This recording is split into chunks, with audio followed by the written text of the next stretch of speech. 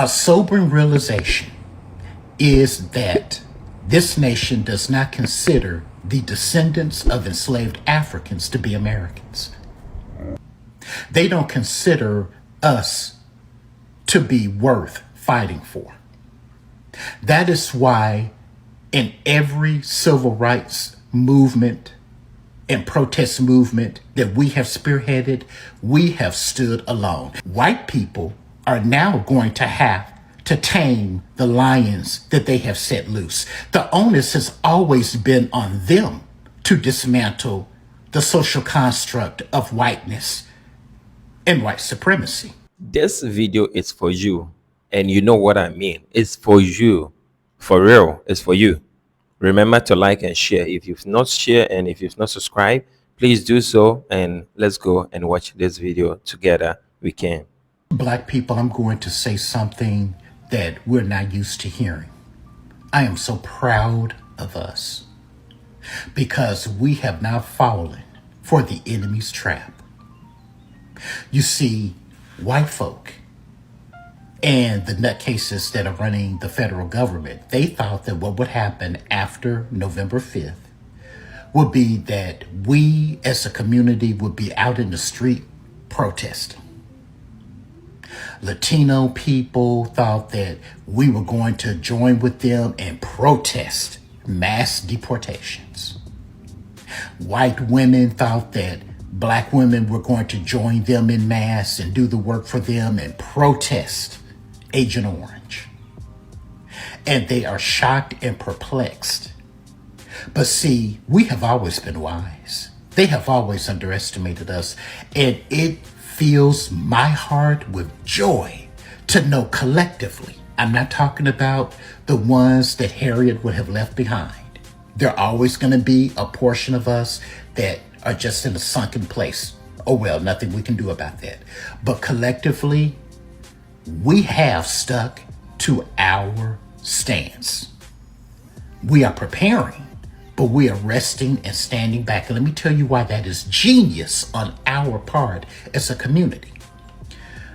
A sobering realization is that this nation does not consider the descendants of enslaved Africans to be Americans. They don't consider us to be worth fighting for. Black people, you know I love you, but some of y'all got a short memory. And so I'm here to remind you that black people will not be marching in this era. If you recall, black-led marches looked like this, and like this, and like this. Black-led marches were the most violent and have been the most violent forms of protest in America. White-led marches, the ones that are going on right now, look like this, and like this, and like this. The difference is you don't see any vitriol and violence from police, and you don't see any vitriol and violence from white extremist groups. And I can say this with certainty because I live in Chicago and I was out there too. They beat people, they chased people down, drug them through the street. They threw those smoke charges into the crowd. They had gas masks on. They sent people into our marches to throw bricks and cause riots and then blame it on us. Marching is over. Marching is literally the dumbest thing that we could do with our time right now. Instead, you need to be doing what I'm doing, and that's organizing the masses of black people so that we can work together to protect ourselves from this hate and vitriol that this country has decided they will never stop. Organizing the masses of black people, getting back in community with each other behind closed doors, coming up with solutions to rebuild our communities and protect our communities from this hate and vitriol. We do not need to be out in the streets wasting our time and energy so that they can put targets on our back, front, and forehead. And now they have a president that is 100% willing to let them go free after doing so. If you never listen to a word I say, black people, please do not fall for the bait. Do not go out there marching in these streets. Instead, get organized in your community. I hope y'all are picking up what I'm putting down. We got a lot of work to do, and none of it is going to go on in the street. I will not be a target for some pathetic little loser with a rifle. Instead, I'm going to spend my time and energy organizing the masses of black people. What are you going to do? Are you with me? Do you understand the assignment? I love you, black man. I love you, black woman. Knowledge is power. Power to the people. That is why in every civil rights movement and protest movement that we have spearheaded, we have stood alone. And I know you're going to hear people say, well, I marched with black people during Black Lives Matter. The only reason why people who were not us marched with us during the summer of 2020 during Black Lives Matter is because they were going stir crazy sitting in the house under pandemic lockdown, that they eventually did go out and protest. They needed something to do because by the winter of 2020, all of that went away.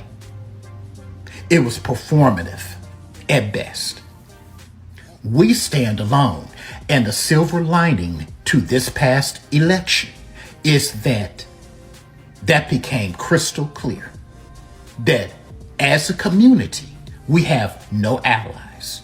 We stand alone, but that's good because we have realized, you know what? We're no longer going to put our bodies and our lives on the line for people who truly believe that we are inferior and not worthy of the same rights in this country that they enjoy.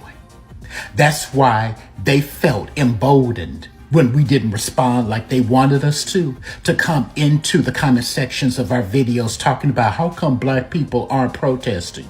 You all are being divisive. We need to stand together. I'm looking at you, Arab Americans, who called Kamala Harris a bitch and all other names, and the one dude that said that he would rather vote for Satan than to vote for Kamala Harris. You got your wish. Now here's the thing. White folk and Arab Americans and Latino community and everybody else who is not us, they're going to have to set it off. Because here's the other reason why I am so proud of us. We realize that if we had gone out there and had protested and marched with Latinos against mass deportations, the violence would have been next level. And these other communities know that. See, they want to use us as the cannon fodder. But if you notice, we didn't do that. And did you see the difference in the response of law enforcement to those protests? Yeah, a few Latinos got arrested, but it wasn't nearly the violence that Black Lives Matter protests had. Not nearly. And see, we know what their game plan is. We are foiling the government's plans. It's easy to declare martial law when black folk come out because, again, we're not considered Americans. So they're waiting for us to throw that first stone so that they can come out with their militarized gear, with their militarized responses and weapons, the rubber bullets, the tear gas, and hurt and incarcerate and unalive many of us. And then the government would have an excuse to declare martial law. But see, they have been unable to do that. This time, black folk, white people, and everybody else, the Latino community and the Arab American community, they are going to have to stand on the front line. And they are going to have to throw that first stone. They are going to have to set it off as we sit back. They didn't anticipate that. They thought that we were just talking after the election, that we didn't mean what we said when we told them that we finally fully recognize that we have no allies and that our advocacy is being taken for granted. Not anymore. We won't have our blood run through the streets.